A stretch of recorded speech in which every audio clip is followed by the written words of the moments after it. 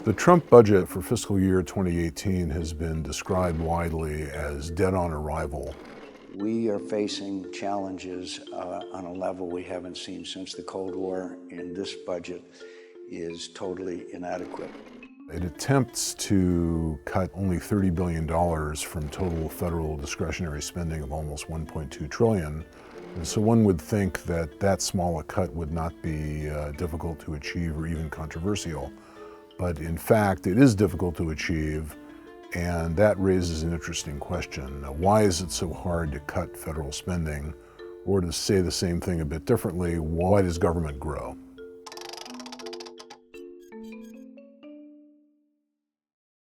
One explanation for the increasing size of government has been the fact that government produces mostly services produced heavily with human capital, policing services, education services.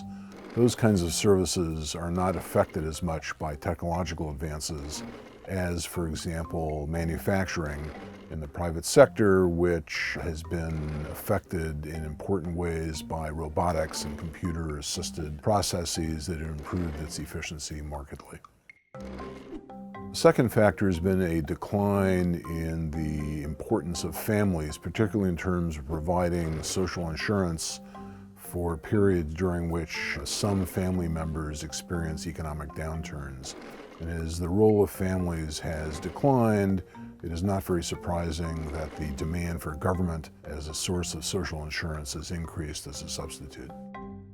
The third hypothesis is the increasing role of international trade as a share of the economy in the aggregate. That is, increase the effect of exchange rate risk, and it is not very surprising to believe that the demand for social insurance from government has increased as a result of the increasing risks introduced in the economy by the increasing role of international trade. Another factor is the effect of rising taxes, which has the effect of reducing work effort, but not uniformly across the economy.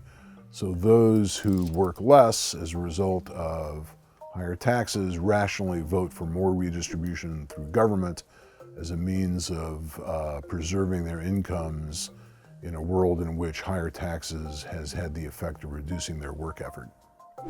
Another factor, ironically enough, is the effect of the increasing size of the economy, which has yielded more specialization, which has a good effect, increasing productivity, and also another effect, which is more hidden, the increase in the number of interest groups demanding favors from government.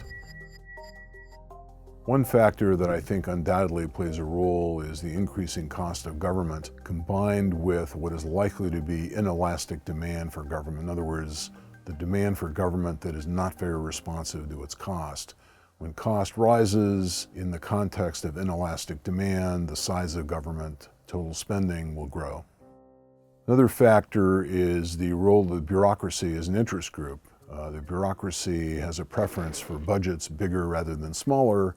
And as budgets get bigger and more complex, it is more difficult for Congress and congressional committees to monitor the minimum cost for the bureaucracy to provide a given basket of output.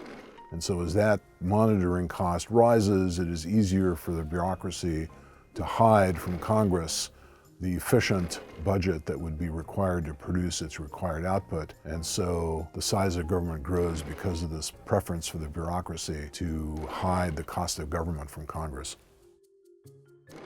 Another factor is the decline in agricultural employment relative to the economy as a whole, as workers have moved from farms into cities, into manufacturing. In other words, into sectors that it is easier for government to monitor, it is easier for government to collect taxes.